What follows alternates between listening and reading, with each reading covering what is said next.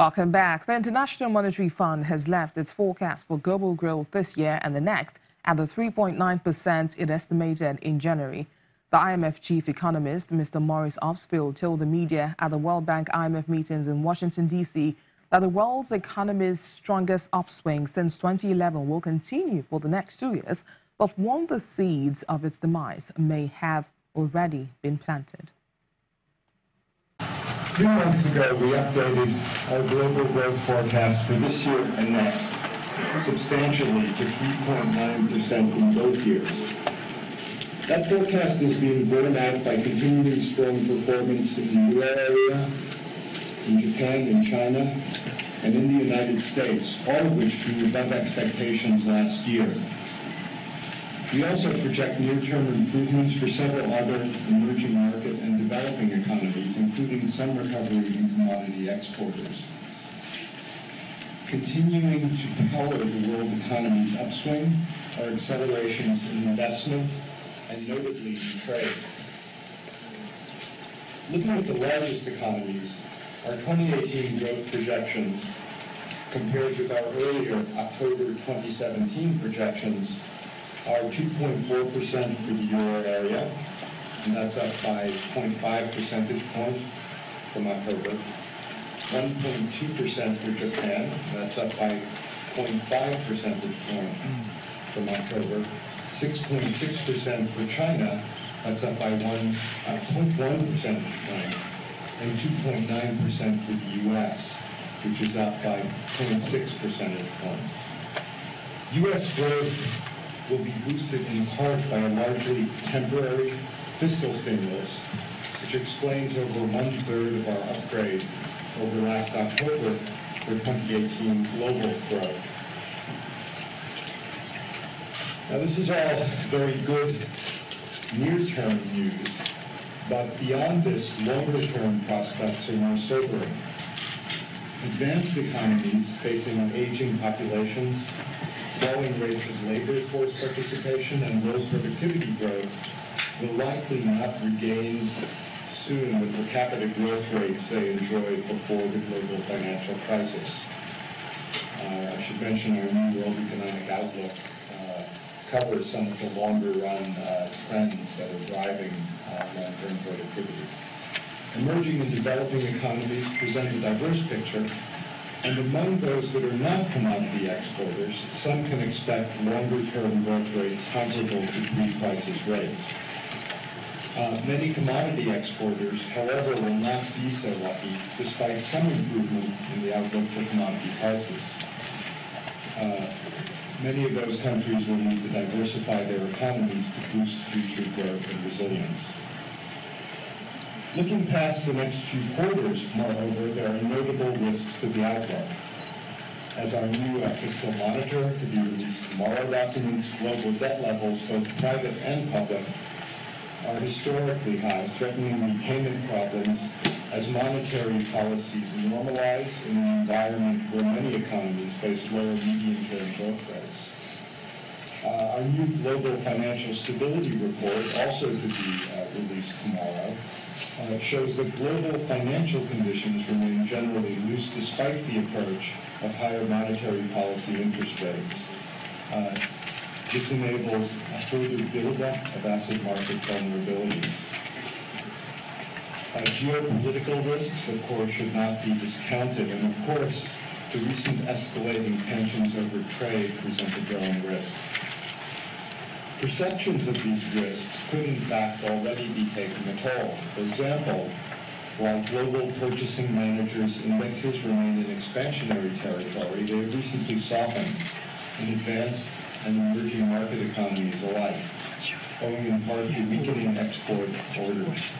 Financial conditions remain easy, as just noted, but they have tightened somewhat since the start of the year. At the IMF, we've been saying for a while now that the current cyclical upswing offers policymakers an ideal opportunity to make longer-term growth stronger, more resilient, and more inclusive. The present good times will not last for long, but sound policies can extend the current upswing while reducing the risks of a disruptive unwinding.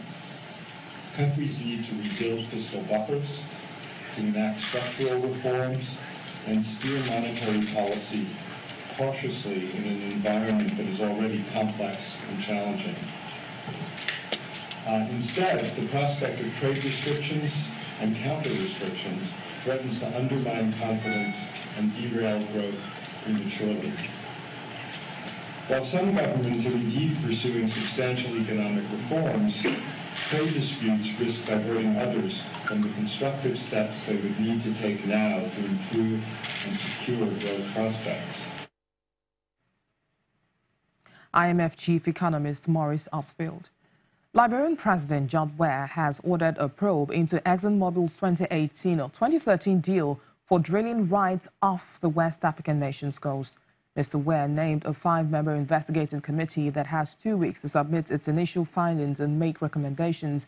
The investigation follows last month's report by campaign group Global Witness that Exxon purchased the rights despite knowing that the block was suspected of being partially owned by Liberian individuals who may have illegally granted it to themselves while holding public office. Well, Kenya's Nation Media Group has declared a lower pre-tax profit of 1.95 billion shillings or $19.45 million, with overall revenue also dropping.